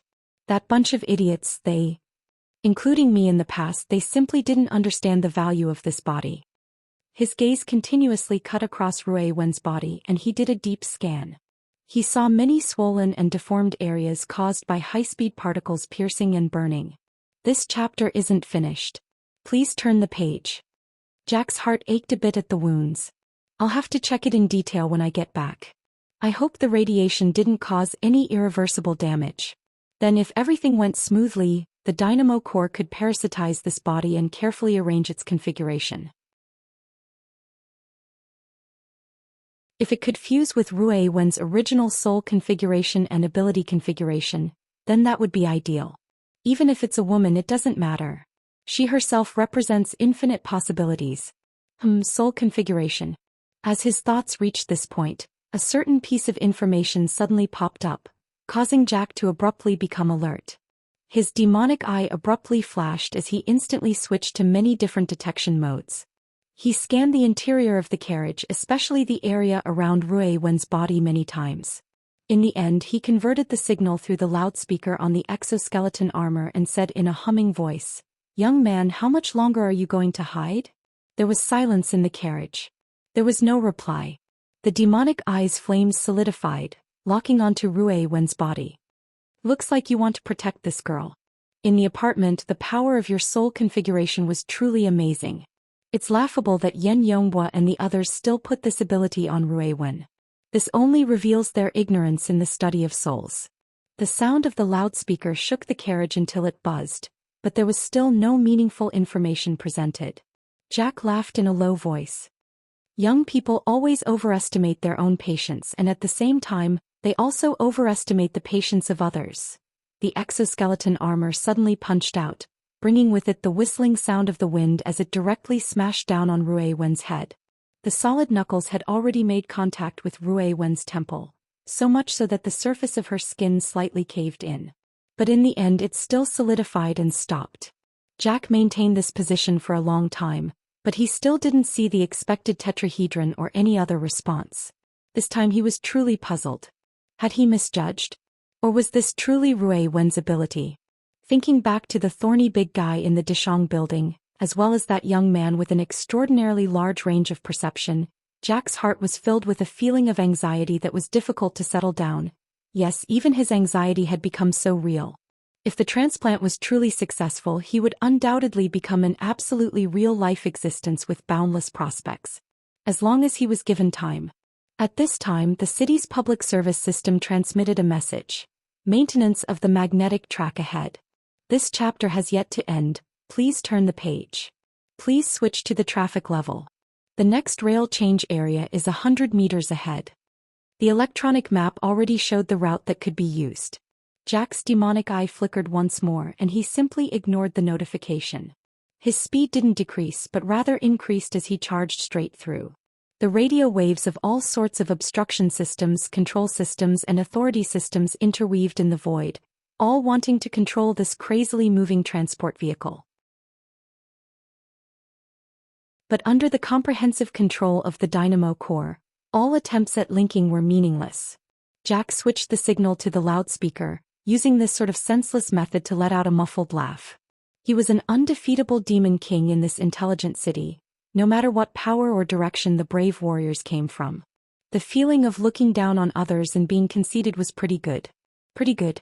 Oh, this feeling of superiority was 2F** king wonderful. The demonic eye painted the interior of the vehicle with a bloody luster. It was glaring and dazzling, making it hard for people to have a good feeling. Luo Nan watched this bizarre scene and his heart was strangely calm. Even though Jack was dealing with the situation outside, he never stopped scanning and monitoring the interior of the vehicle. Luo Nan knew of Jack's fear towards Luo Nan. Now it should be said that Jack could see it. Especially under the treacherous and indescribable structure of fine threads before his eyes. Luo Nan had already hidden himself for a long time. He guarded Rui Wen's side from the moment she fell unconscious from the particle cannon strike, falling into the lake. He tried to use the old method to awaken Rui Wen's consciousness and restore her state. But Luo Nan soon discovered that this was a task that was hard to accomplish in a short amount of time. Rui Wen's injuries were far more serious than he had expected. The kinetic energy of the high-speed particles had destroyed many of her internal organs, and it had also destroyed the musical instrument foundation that was assembled into harmony and melody. Forcefully switching the tempo under these circumstances would only cause the backlash to kill everything. Luo Nan could only guard by Rui Wen's side, and at the same time he urgently contacted the society's reinforcements. Originally, the members of the society had been prepared to intercept Quantum Corporation's fleet under He Yuan's arrangements. But Jack's appearance disrupted everyone's plans. The society's arrangements were being adjusted and Luo Nan was squatting in the vehicle. He personally witnessed the treacherous and interesting changes in Jack's state. Yes, it was extremely interesting.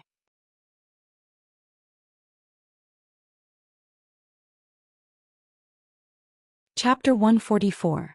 A person's emotions and thoughts were rich and colorful. Under normal circumstances, people would only take these words as a description.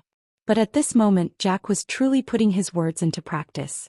The energy spurred information signals to flow back and forth on the fine thread structure of the dynamo core. Through this special structure, they endlessly combined and converged, colliding and transforming. The final product was thought, emotion and thought. During this process, the energy did work, emitting multicolored waves of brilliance. Hidden within it was some sort of unique law and rhythm, flickering and flickering. The law was consistent but the rhythm was random. The two core elements of stillness and movement combined together to form the rhythm of life that people had to face squarely. It was no longer a rigid template. Instead, it was undoubtedly the pulsation of the soul. Perhaps it was just as Jack said. His life had entered a completely new form because of the existence of this structure. Luo Nan felt that he was watching an educational film about the nature of the soul. From a materialistic point of view, people's consciousness and emotions could be understood simply as a series of neurotransmitters, the conduction of electrical signals, and the collective action of motivation and avoidance mechanisms that humans had formed over a long period of evolution. But many frontline researchers had always believed that there was a deeper reason for the marvelous activities of human consciousness. There should be a more essential model that integrated these signals and mechanisms with a special structure. A highly efficient system. It was greater than the sum of its parts. The soul originated from this. As a possessor of extraordinary strength and a believer of formatting theory, Luo Nan approved of this view. Frankly speaking, the word soul configuration from Jack's mouth was truly a wonderful word. It was faintly similar to the meaning of formatting. It was three-dimensional and vivid. But in reality, it was easier said than done to find such an information integration system and present it with an intuitive and exquisite geometric structure.